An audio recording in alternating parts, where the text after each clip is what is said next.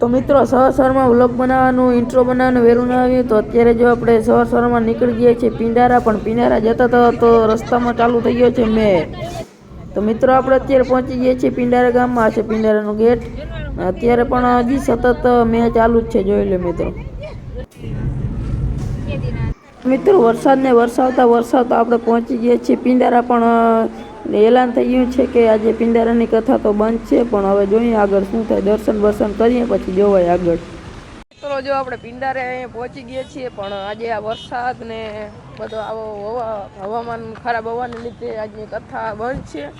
અને મિત્રો અહીં પિંડારા આપણે પહોંચી ગયા છીએ અને અહીંયા જો હવામાન બદલાવને લીધે ફૂલ વરસાદ છે, ડૂમમાં પાણી ભરાઈ ગયું છે.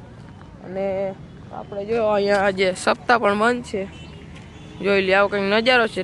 ચારે બાજુ ટ્રાફિક થઈ ગઈ છે ને બધા માણસો રિટર્ન થઈ રહ્યા છે. જો ત્યારે થોડા છાંટા પણ ચાલુ થઈ ગયા છે અને પાણી પણ થોડું ઘણું ભર્યું છે. લાગે છે કાંઈ વરસાદ આવ્યો હશે. ટ્રાફિક તો એવી છે મિત્રો, પણ આજે ગિરી બાપુ સપ્તાહ વાંચવા નહીં આવે, કારણ કે વરસાદ બહુ છે ને ડૂમમાં પાણી ભરાઈ ગયું છે. ચાલો તમને નજારો બતાવું હમણાં. અત્યારે મિત્રો લગભગ બધા માણસો રિટર્ન જ થઈ રહ્યા છે, કારણ કે આલે કહેવાય એલાન થઈ ગયું છે કે આજે આયોજન બંધ છે.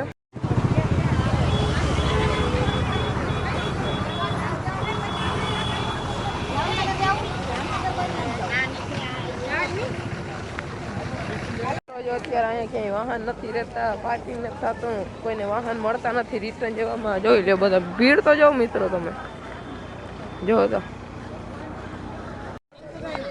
કોઈને મિત્રો જોઈ લે વાહન નથી મળતા, કોઈને અહીં વાહનનું પાર્કિંગ નથી થતું અને બધા ઘર તરફ રિટર્ન થઈ રહ્યા છે. વરસાદ પણ ધીમે ધીમે ચાલુ થઈ રહ્યો છે. આવી કંઈક પરિસ્થિતિ છે મિત્રો, જોઈ લો.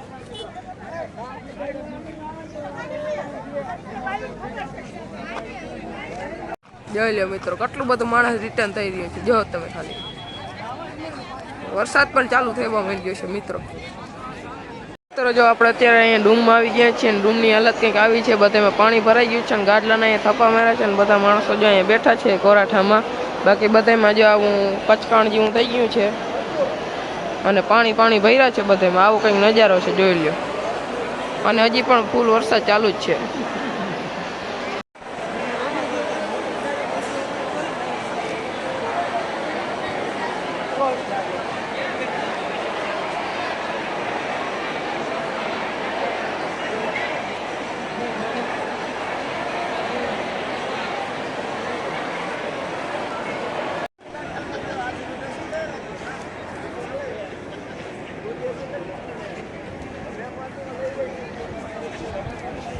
જો અહીં સિંહ પુરાણના આપણે દર્શન કરી લીધા છે. હવે ભળિયાનાથના દર્શન કરી લઈએ. બાકી આવો કંઈક નજારો છે પિંડારાનો.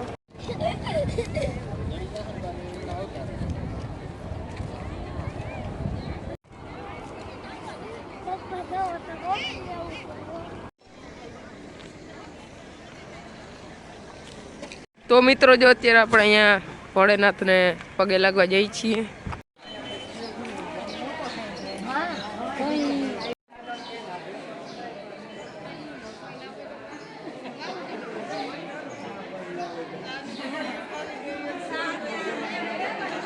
તો મિત્રો આ છે પિંડારાના મુક્તેશ્વર મહાદેવનું મંદિર ને આ મંદિરમાં છે બે નંદી. ભોલેનાથના દર્શન કરી લીધા છે અને અત્યારે જો અહીં દરિયાનો નજારો જોવા માટે આવ્યા છીએ. આવો કંઈક દરિયાનો નજારો છે ને અહીંયા છે કુંડ.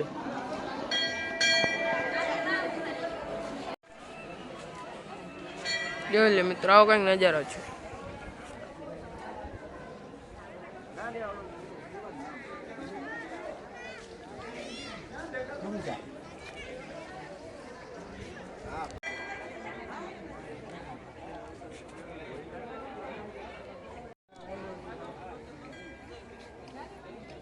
મિત્રો જો અત્યારે વધુ માણસ લગભગ ભોળેનાથના દર્શન કરીને રિટર્ન થવામાં છે, જોઈ લે. આવી ગયા છીએ દુર્વાસા ઋષિના આશ્રમે. મિત્રો આ એ મંદિર છે જ્યાં કૃષ્ણ ભગવાનના મંદિરને તોડીને ભાગી ગયા હતા અને આનું મંદિરનું મીંડું છે હજી પણ છે નહીં, પણ હવે બનાવવામાં આવશે એવું લાગે છે. આ મંદિરની બાજુમાં એક બીજું મંદિર આવેલું છે જે જાતની મૂર્તિઓનો સંગ્રહ કરવામાં આવ્યો છે અને દેખાવ માટે રાખવામાં આવ્યું છે, જોઈ લો. અહીં છે ભોળાનાથનું મંદિર બીજું. અને મિત્રો અહીંયા છે ભીમનો ખાંડણીયો. મિત્રો ભારેખમ વરસાદ હોવાના લીધે જો અહીંયા બધી બાઈઓ અહીંયા મંદિરમાં પૂરાઈને કીર્તન ભજન ગાઈ રહી છે.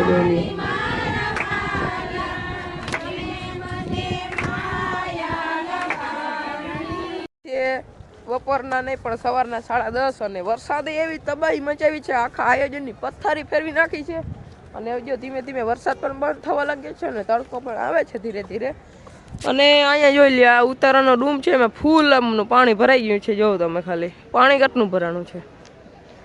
હજી તો આ ડૂમમાં આટલું પાણી ભરાણું હતું, ઓલા ડૂમમાં કેટલું ભરાણું છે તમે વિચાર કરો. તમે વિડીયો તો જોયો જ છે. હાલો થોડીક વાર આમાં રખડી પછી મળીએ ને કા પછી નીકળીએ ઘરે. અત્યારે મસ્ત મજાનો તડકો પણ થઈ ગયો છે. આ મિત્રો હવામાન ખાતામાં રિસર્ચ લાગી ગયો કે હું થી હોય જાણે કંઈ ખબર નથી પડતી. શિયાળો ને ઉનાળો ને ચોમાસું બધું ભેરું. જોઈ લો આપણે અત્યારે જ્યાં રખડી રહીએ છીએ દરિયામાં પાણી આવીને જે થારું આવો કંઈક છે પિંડારાનો દરિયો ખાડી તમે જે કહો. અહીંયા જાળવા બાળવાના લોકેશન સારું છે.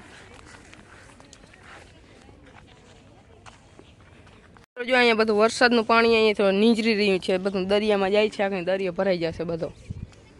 મિત્રો જો અહીંયા અત્યારે વરસાદી ચાલુ થઈ ગઈ છે, બધા વરસાદી લઈ લઈને અહીંયા જોઈ લો પાણી આવે અહીંયા ભરાઈ ગયું છે. બધા પાણીમાં ઊભીને વરસાદી લે છે, બધા બેઠા બેઠા ઊભા ઊભા. નીચે તો બેસે એમ છે જ નહીં.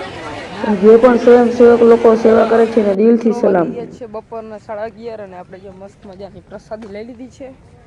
અને જો અહીંથી તળાવની પાળેથી આવો કંઈ નજારો આવે છે, જોઈ લો. આપણે પ્રસાદી લઈને થોડોક આરામ કરીને અહીંયા આવી ગયા છે ડૂમમાં. ને ડૂમમાં તો જો આટલું બધું પાણી ભરાઈ ગયું છે અને પાણીનો નિકાલ અત્યારે કરી રહ્યા છે જેસીબી દ્વારા. જો અહીં જેસીબીથી પાણીનો નિકાલ કરે છે. જો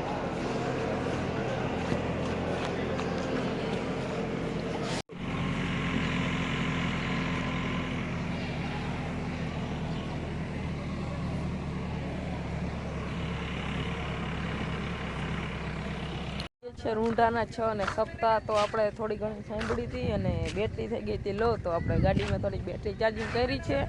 અને અત્યારે જો આપણે ઘરે જતા હતા તો અહીંયા રાણનું ઝાડ આવે છે, આપણે દુર્વાસા મુનિએ જ્યાં આપણે તપ કર્યું હતું એ ઝાડ છે. તો ચાલો તમને બતાવું.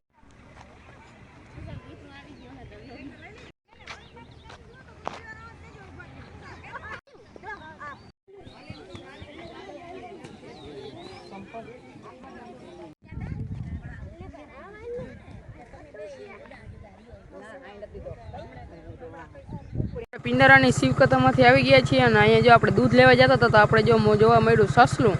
કેવું ક્યુટ છે મિત્રો, જોઈ લો.